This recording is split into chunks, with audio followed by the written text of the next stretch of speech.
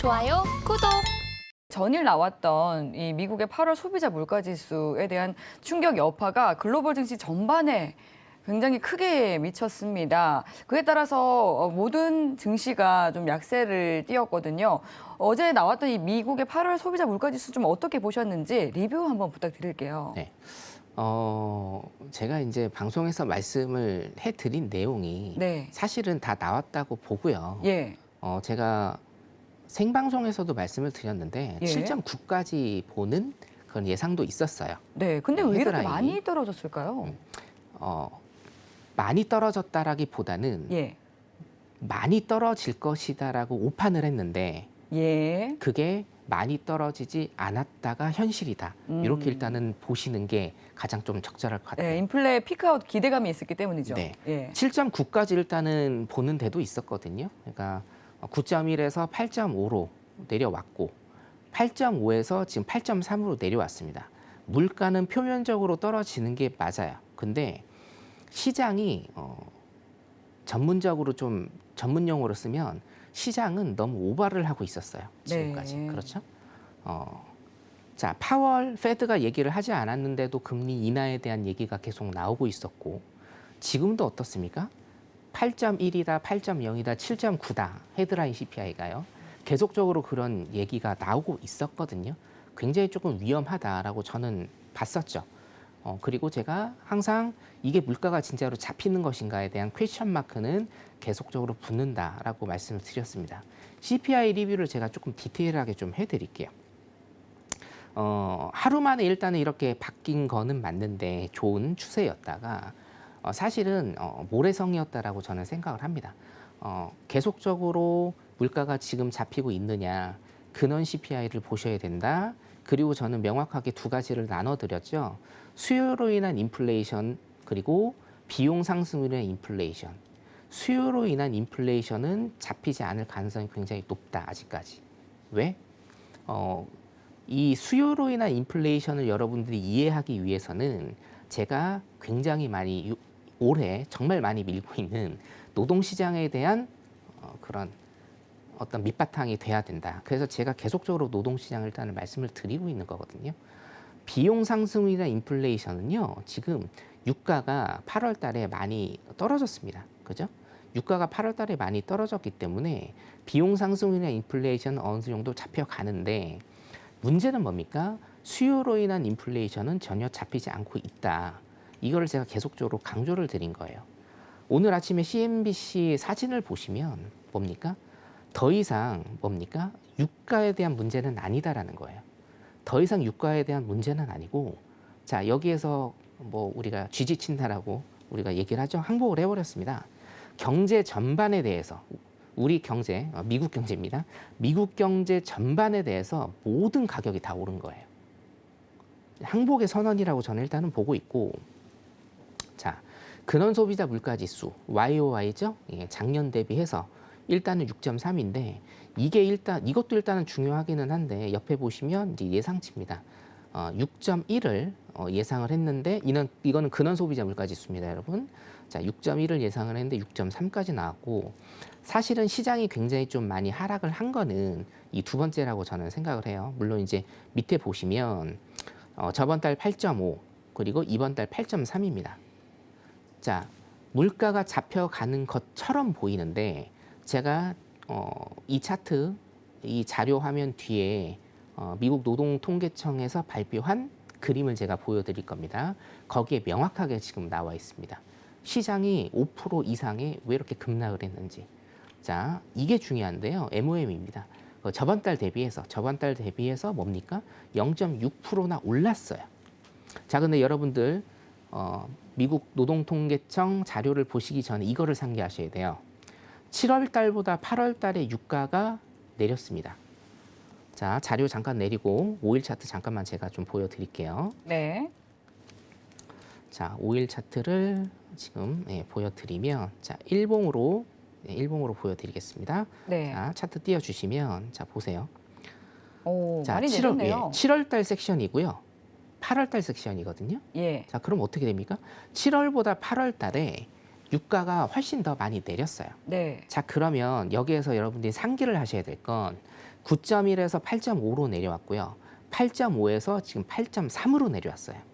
물가는 떨어지고 있는 것으로 표면상 보이나 두 가지 제가 구분해야 된다라고 계속적으로 정말 간절히 말씀을 드립니다. 수요의 측면과 비용의 측면, 이 두 가지 인플레이션을 구분을 하셔야 된다. 비용의 측면 같은 경우에는 지금 떨어지고 있다. 그렇죠? 그런데 수요의 측면은 지금 전혀 잡히지가 않고 있다라는 겁니다. 이게 중요해요. 자, 비용 견인 인플레이션이 잡혀가고 있으면 인플레이션은 조금 낮아집니다. 근데 수요가 전혀 잡히지 않으면 어떤 현상이 발생을 하죠? 고물가가 유지가 되는 거예요, 여러분. 제가 그래서 5%대의 고물가가 계속적으로 유지될 수 있다라는 그 근거가 바로 이런 겁니다.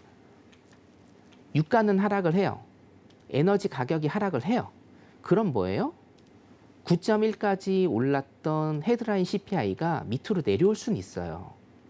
근데 더 밑으로는 못 내려온다 이거예요.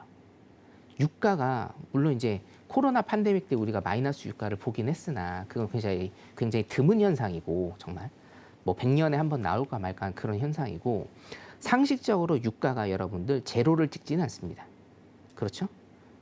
상식적으로 유가가 제로를 찍지는 않기 때문에 9.1에서 어느 정도 선까지는 내려올 수 있어요.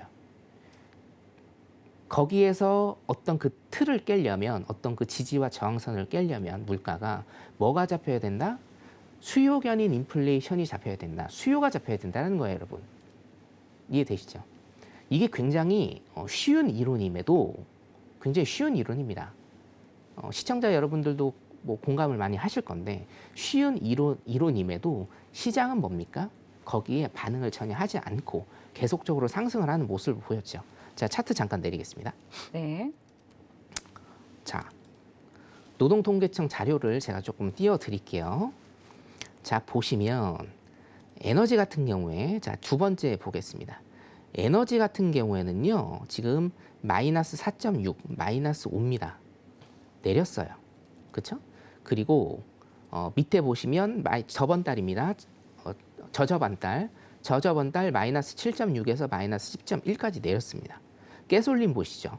마이너스 7.7에서 마이너스 10.6으로 내렸어요. 자, 어떻게 됐습니까, 여러분? 전부 다 내렸습니다.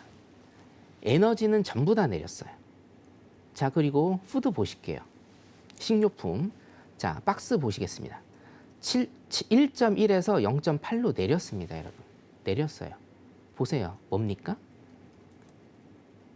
헤드라인 CPI는요. 비용 견인 인플레이션은요. 지금 내렸어요. 내렸어요. 그래서 뭐예요? 내린 거예요. 헤드라인이 내린 겁니다.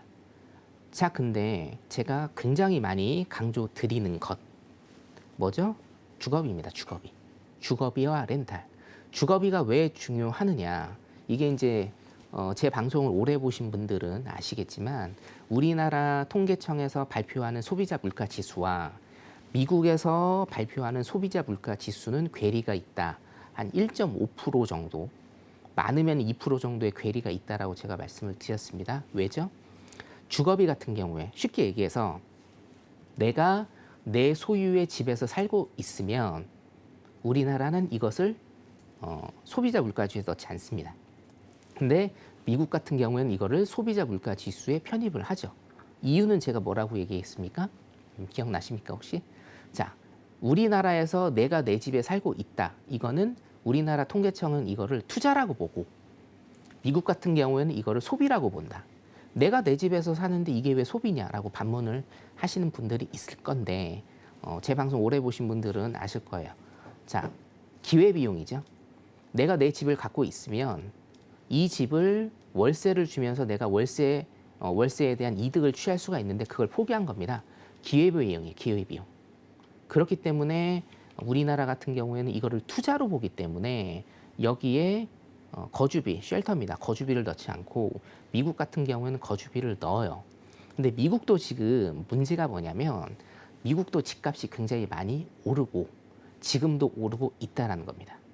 여기 보이시면 자, 올 초부터 볼게요. 올 초부터 2월부터 보면 0.5, 0.5, 0.5입니다. 0.6, 0.6, 그리고 지금 0.7이에요. 무슨 얘기입니까? 집값이 계속적으로 오르고 있다. 이 쉘터에는 뭐가 또 들어가냐면 밑에 이제 제가 좀 자르긴 했는데 렌트비가 들어갑니다. 우리나라로 치면 이제 월세죠. 미국 같은 경우는 전세가 없으니까 자가 아니면 월세, 그렇죠? 자, 이 렌트비도 지금 계속적으로 오르고 있고 집값도 계속적으로 오르고 있는 거예요. 결론적으로는 뭐냐면 수요 견인 인플레이션 같은 경우에는 지금 전혀 잡히지가 않는 겁니다. 자, 상기하세요. 9.1에서 8.5로 내려갔어요. 왜 내려갔어요? 유가가 급락을 해서 내려간 겁니다. 8.5에서 8.3으로 지금 내려갔어요. 왜 내려갔습니까? 유가가 빠져서, 여기 보이시면 에너지가 빠져서 내려간 겁니다. 에너지 가격이 빠져서 내려간 거예요. 근데 에너지 가격 굉장히 많이 빠졌죠. 차트로도 보셔도 되고 이 표로도 보셔도 됩니다. 그럼 뭐가 이 에너지 빠진 거를 상쇄를 했나요? 다른 모든 것들이 다 상쇄를 해버린 겁니다. 자, CPI가 8.3보다 더 많이 낮아질 수가 있었어요. 근데 8.3보다 더 많이 낮아지지 못했던 이유는 뭐예요? 유가를 빼고 에너지 자원을 빼고 에너지 가격을 빼고 모든 것들이 다 올랐기 때문에 제가 계속적으로 물가가 지금 빠진 게 맞느냐라고 계속적으로 이제 말씀을 드리는 이유 중에 하나가 바로 그거죠. 근원 CPI, 근원 PCE. 좀 한 2주 있다가 근원 PCE도 발표가 되죠. 개인 소비 지출 물가지수. 자, 근원은요 지금 빠지지가 않는 겁니다. 근데 제일 중요한 건 근원이에요, 여러분. 코어 PCE, 코어 CPI가 제일 중요한 겁니다. 그게 페드의 최종적인 골이 된다. 자, 한 가지만 조금 더 보겠습니다, 여러분. 자, 그러면 수요 견인 인플레이션이 빠지지 않는다라는 것을 과연 성견 마스터는 어떻게 예측을 했느냐, 그렇게 자신 있게 항상 얘기를 하느냐. 사실 이거거든요. 노동시장 보시면 돼요. 이것도 제가 2주 전에 여러분들한테 설명을 드린 겁니다. 2주 전에 설명을 드린 건데, 자, 보세요. 시간당 임금 상승이 21년 이후로 지금 거의 보합 수준입니다. 거의 보합 수준이에요. 자, 시간당 임금은 물가에 직결됩니다. 이유는 뭐냐면, 자, 여러분들 월급이 올랐어요. 근데 인플레이션 때문에 여러분들 월급을 여러분들 오너가 월급을 낮춥시다라고 하면 여러분들 월급을 낮추실 건가요? 동의하실 겁니까? 절대 안 합니다. 예, 우리나라 스트라이크 생기죠? 똑같습니다. 임금은 하방 경직성이 있어요. 임금은 하방 경직성이 있기 때문에 절대로 낮춰지지가 않습니다. 임금이 한번 오르면 거기에 고정이 돼 있어요. 자, 임금이 인플레이션을 촉발하는 이유 중에 하나가 지금 되고 있는 거고, 자, 두 번째는 뭐냐면 제가 굉장히 많이 강조드린 실업률과 경제활동 참가율. 이거 같은 경우는 제가 지지난주 금요일 날 실업률 발표가 나고 비농지표 발표가 나고 그 다음 월요일 날 바로 제가 이 자료를 띄워드린 거를 오늘 또 갖고 온 겁니다. 2주 후에. 무슨 얘기냐면 이 얘기예요. 자, 지금 많이 퇴직을 했어요. 미국 같은 경우에는 자산 가격이 많이 올라서 많이 퇴직을 했어요. 자, 그래서 코로나 팬데믹 이후에 자기가 원래 갖고 있던 그런 직종으로 지금 회귀가 다 안 된 상태인데, 그 회귀가 다 안 된 상태, 그런 직업군 중에 가장 많은 게 뭐다? 서비스 업종이다라는 거예요. 바꿔서 얘기하면 아직도 코로나가 100% 끝난 게 아니기 때문에 서비스 업종 같은 경우에는 노동자들이 아직 다 회귀를 안 했고, 만약에 이게 코로나가 이제 더 잠잠해지겠죠. 그리고 종식이 돼 갈 겁니다. 그러면서 서비스 업종은 더 활발하게 된다라는 겁니다. 서비스 업종이 더 활발하게 되면 개인들의 소비 지출이 더 늘 것이고, 서비스 업종에 대한 이런 실업률이 낮아지기 때문에 어떻게 됩니까? 거기에서 월급을 받는 사람, 노동자들도 더 많아질 것이다. 자, 그러면 소비가 코로나 팬데믹이 지금 코로나가 잡혀가면서 결론적으로 소비는 더 늘 것이다. 소비가 늘면 어떻게 됩니까? 수요 견인 인플레이션 더 높아질 것이다라는 겁니다. 그 결과치가 아직 결과가 나진 않았지만 그 과정의 결과치가 바로 어저께 CPI 발표다. 이렇게 여러분들이 생각을 하시면 될 것 같고요. 마지막으로 페드 같은 경우에는 제가 한 2주 전에 말씀을 드렸는데 잭슨홀 미팅 때 파월이 정말 얼굴이 빨개지면서 굉장히 경로하면서 발표를 했죠. 페드는 아마 소비자 물가 지수에 대한 어떤 언지를 받았을 것이다라고 일단 제가 그렇게 생각이 들고요. 그와 관련해서는 제가 오늘 말미에 한 번 더 설명을 좀 드리겠습니다. 일단 CPI 리뷰 여기까지 하도록 하겠습니다. 좋아요, 구독!